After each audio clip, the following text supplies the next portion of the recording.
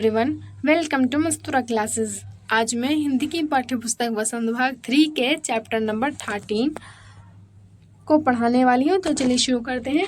Chapter का name है इसमें बाज और सांप। तो चलिए शुरू करते हैं। ये कहानी है। समुद्र के किनारे ऊंचे पर्वत की अंधेरी गुफा में एक सांप रहता था। समुद्र की तूफानी लहरें धूप से चमकती, झिलमिलाती और नदी दिन भर पर्वत की चट्टानों से टकराती रहती थीं। पर्वत की अंधेरी घाटियों में एक नदी भी बहती थी। अपने रास्ते पर बिखरे पत्थरों को तोड़ती, शोर मचाती हुई यह नदी बड़े जोर से समुद्र की ओर लपकती जाती थी। जिस जगह पर नदी और समुद्र का मिलाप होता था, वहाँ लहरें दूध के झाग सी सफ़ेद दिखाई देती थीं। अपनी गुफा में बैठा हुआ सांप सब कुछ देखा करता।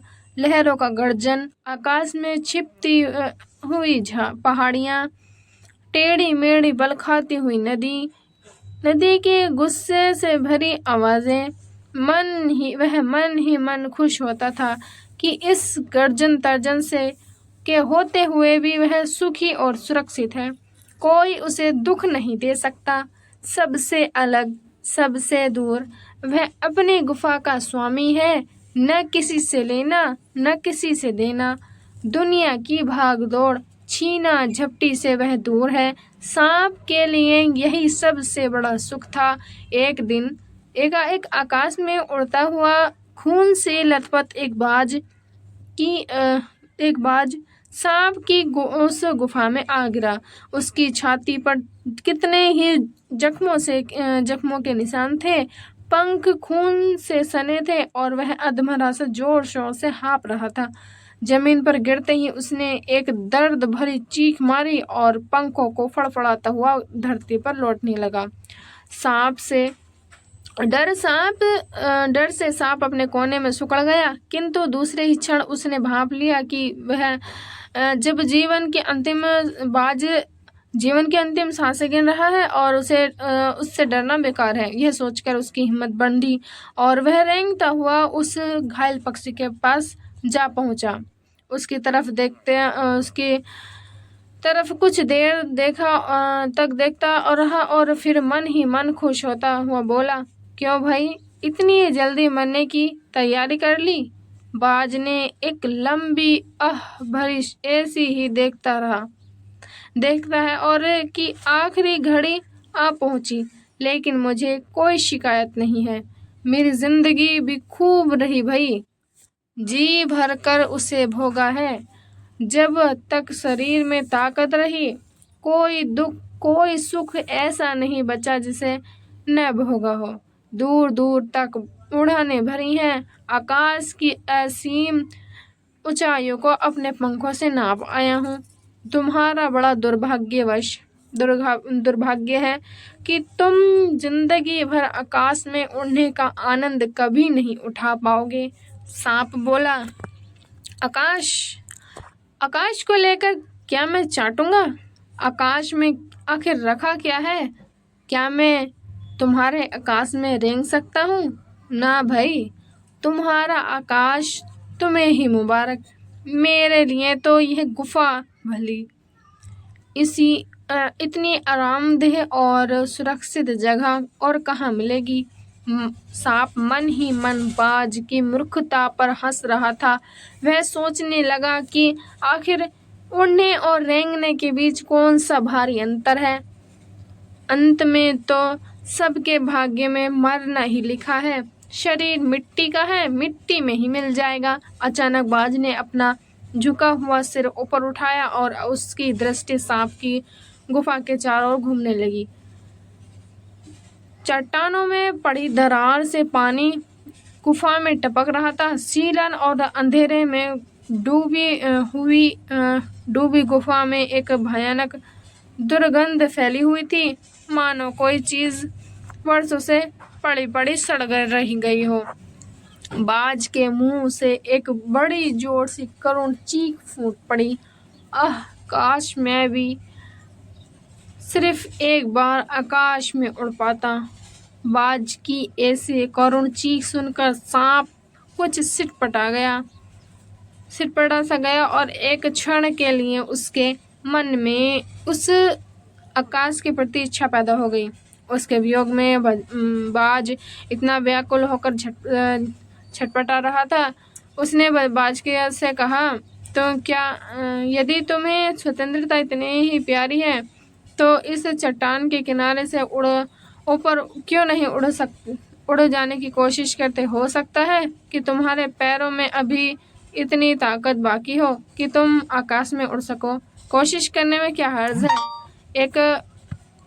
एक दिन बाज में एक नई आशा जग उठी। वह दूसरे उत्साह से अपने घायल शरीर को लेकर घसीटता हुआ चट्टान के किनारे तक खींच लाया। खुले आकाश को देखकर उसकी आंखें चमक उठी। उसने एक गहरी लंबी सांस ली और अपने पंख फैलाकर हवा में कूद पड़ा, किंतु उसके टूटे पंखों में इतनी शक्ति नहीं थी कि उसके शरीर का बोझ संभाल सके।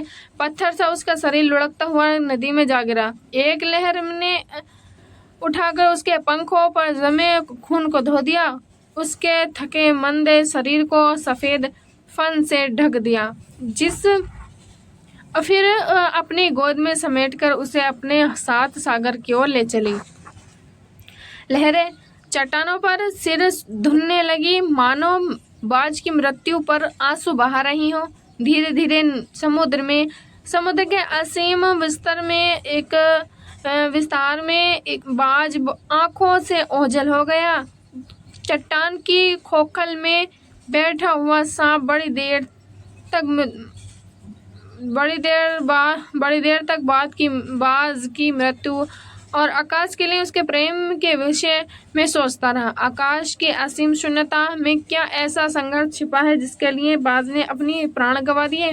वह खुद तो मर गया, लेकिन मेरे दिल का चैन अपने साथ ले गया। न जाने आकाश में क्या खजाना रखा है। एक बार तो मैं भी वहां जाकर उसके रहस्य का पता लगाऊंगा, चाहे कुछ देर के लिए ही हो।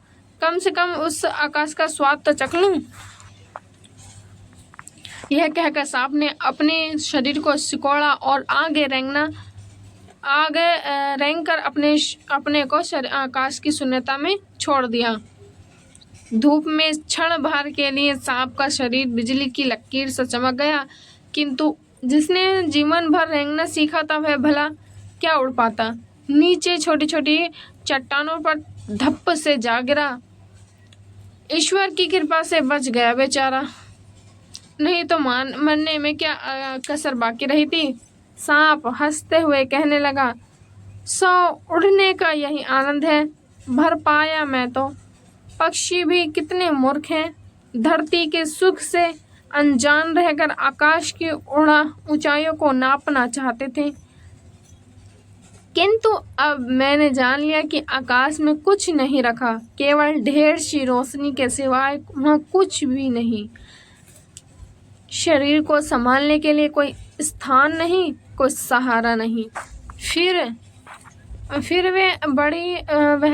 फिर वे पक्षी किस बूते पर इतनी डींगे हाँकते हैं?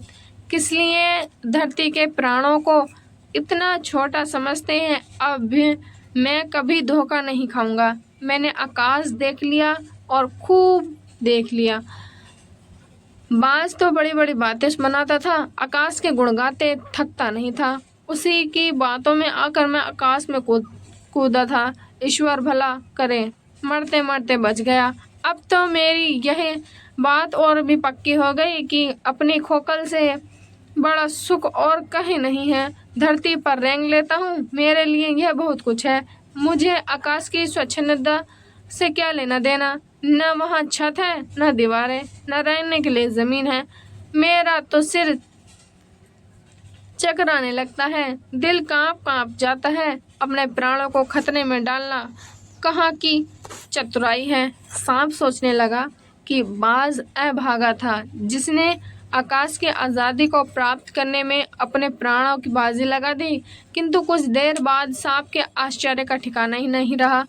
उसने सुना, चट्टानों के नीचे ऐसे एक मधुर रहस्य में गीत की आवाज़ उठ रही है।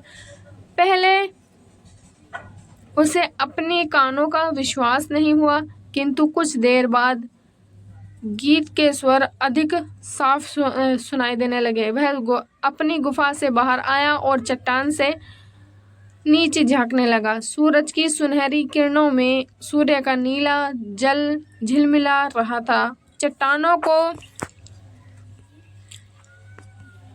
को भिगोती हुई समुद्र की लहरों में गीत के स्वर फूट रहे थे।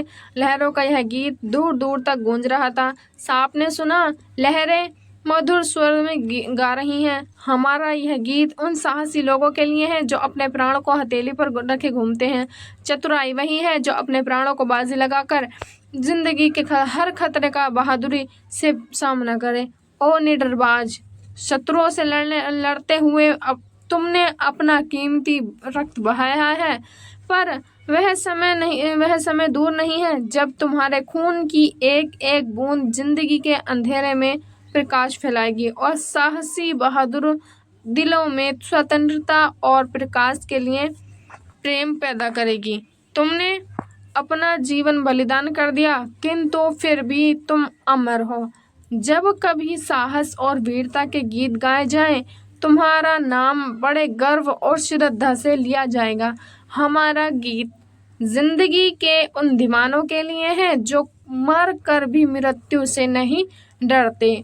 तो ये थी निर्मला वर्मा द्वारा लिखी गई थी। इसकी कहानी की जो रचयिता हैं वो हैं निर्मला वर्मा जी। तो ये थी इस कहानी आज की। Thank you.